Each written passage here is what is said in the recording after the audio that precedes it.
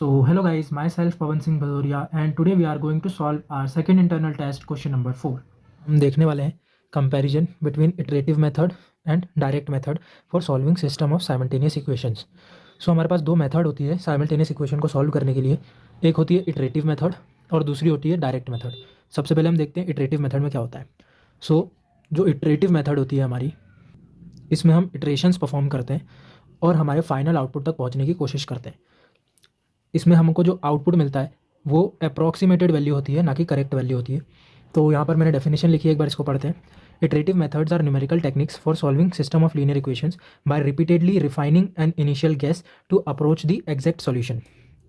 In each iterations, the approximation is updated based on the residual error and the process continues until a satisfactory level of accuracy is achieved. These methods are particularly used for large and sparse systems where direct method may be computationally expensive.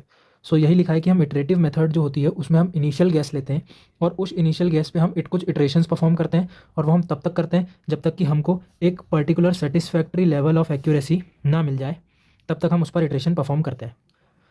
तो ये होती है iterative method. अब देखते हैं direct method की क्या होती है। डायरेक्ट मेथड, तो जो डायरेक्ट मेथड होती है उसको हम बोलते हैं एलिमिनेशन मेथड या फैक्टराइजेशन मेथड। इसमें हम क्या करते हैं, एक मैट्रिक्स होती है, उस मैट्रिक्स पे कुछ एल्जेब्रिक एक्सप्रेशन या इक्वेशन या ऑपरेशन परफॉर्म करते हैं और उसके थ्रू हम आउटपुट लाने की कोशिश करते हैं। इसमें finite number of steps use होती हैं और इसमें जो आउटपुट आता है वो भी एक्यूरेट आता है। इसकी भी एक बार डेफिनेशन पढ़ते हैं।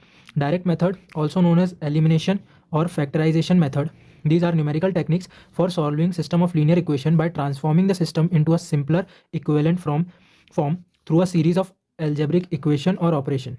These operation leads to an exact solution without the need for iterations. These are well suited for small to moderate sized system and often involves decomposing the coefficient matrix into factors, जैसे कि Gauss elimination और Gauss Jordan. तो same वही चीज़ लिखी है कि elimination method में हमको इटरेशंस परफॉर्म करने की ज़रूरत नहीं होती है। इसमें हम कुछ एल्जेब्रिक ऑपरेशंस परफॉर्म करते हैं और वो एल्जेब्रिक ऑपरेशन हम मैट्रिक्स पे परफॉर्म करते हैं और उसके बाद जो हमारा आउटपुट निकलता है वो एग्जैक्ट सॉल्यूशन होता है उस साइमल्टेनियस इक्वेशन का। इस डायरेक्ट मेथड के एग्जाम्पल गॉस एलिमिनेशन और गॉस जॉर्डन मेथड है। जैसे कि हमने एक क्वेश्चन सॉल्व किया था, ये मैट्रिक्स वाला। इस मैट्रिक्स में हमने ये कुछ एल्जेब्रिक ऑपरेशंस परफॉर्म करे और इस मैट्रिक्स के कोफिशिएंट्स ये जो थे, जो पाइवट एलिमेंट थे, इनको जीरो बनाया। तो ये इसमें इस तरीके से सॉल्यूशन होता है। तो हमारे पास दो मेथड्स होती हैं साइमल्टेनियस इक्वेशन को सॉल्व करने के लिए, डायरेक्ट और इटरेटिव। डायरेक्ट मेथड्स में आती हैं Gauss elimination and Gauss Jordan. इस मेथड के अंदर हम मैट्रिक्स का लोअर ट्रायंगुलर जो मैट्रिक्स होता है उसको जीरो बनाते हैं और गॉस जॉर्डन मेथड में लोअर एंड अपर दोनों को जीरो बनाया जाता है। इटरेटिव मेथड में दो होती हैं, जैकोबी और Gauss Seidel method. Jacobi method में जो हमको इक्वेशन दी होती है उसके थ्रू हम हर एक कोफिशिएंट की वैल्यू को जीरो रखते हैं, फिर ऑपरेशन परफॉर्म करते हैं, फिर जो वैल्यू हमको मिलती है उन वैल्यूज़ को वापस इक्वेशन में रखते हैं, फिर परफॉर्म करते हैं। ये इटरेट करते रहते हैं जब तक हम किसी एक पर्टिकुलर एक्यूरेट लेवल पर ना पहुंच जाए। Same with Gauss Seidel method. Gauss Seidel में हम किसी एक कोफिशिएंट को जीरो वैल्यू रखेंगे, उस कोफिशिएंट की वैल्यू जो हमको मिल जाएगी फिर उस कोफिशिएंट की वैल्यू के साथ हम ऑपरेशन परफॉर्म करेंगे। ये भी हम इटरेट करते रहते हैं जब तक हमको एक पर्टिकुलर लेवल ऑफ एक्यूरेसी ना मिल जाए। तो अब हम कुछ टेबुलर फॉर्म में इनका डिफरेंस देखते हैं। सबसे पहला, nature of solution. Direct method में क्या है, exact solution is obtained in a finite number of steps and in iterative method approximate solution is refined through iteration.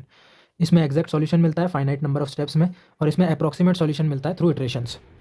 यहाँ मैट्रिक्स डिकम्पोजिशन। डायरेक्ट मेथड में हम मैट्रिक्स का डिकम्पोज करते हैं, lower या अपर ट्रायंगुलर मैट्रिक्स के एलिमेंट को zero बनाते हैं और इटरेटिव मेथड में मैट्रिक्स का कोई इन्वॉल्वमेंट ही नहीं होता। Convergence always converge to exact solution, may converge to an approximate solutions. Applicability suitable for small to a moderate size system. छोटे या मॉडरेट साइज अगर कोई सिस्टम है तो उसके लिए direct method is very suitable, जहाँ पर इटरेटिव मेथड जो है वो लार्ज या स्पार्स सिस्टम के लिए सूटेबल है। Computational cost generally higher computational cost specially for large systems and here lower computational cost per iteration but may require more iterations. यहाँ पर जो कॉस्ट होती है कंप्यूटेशनल कॉस्ट वो हायर होती है और इटरेटिव मेथड में जो कॉस्ट होती है वो होती है lower. Memory requirements requires storage for the entire matrix and factors. Direct method में मैट्रिक्स के लिए और जो भी हम कंप्यूटेशन करके पाइवट एलिमेंट और जो कोफिशिएंट को जीरो बनाते हैं वो सब स्टोर होते हैं, तो यहाँ पर ज़्यादा मेमोरी लगती है and it is memory efficient. यहाँ पर कम मेमोरी लगती है specially for sparse matrices. Next is ease of implementation. जो डायरेक्ट मेथड है it can be implementation can be more straightforward and here it requires careful tuning of parameters and may be complex. So direct method जो है वो straightforward बहुत easy to implement है, वहीं पे iterative method जो है वो complex and not easy to implement है। तो ये था comparison between the direct and iterative method. Thanks for watching.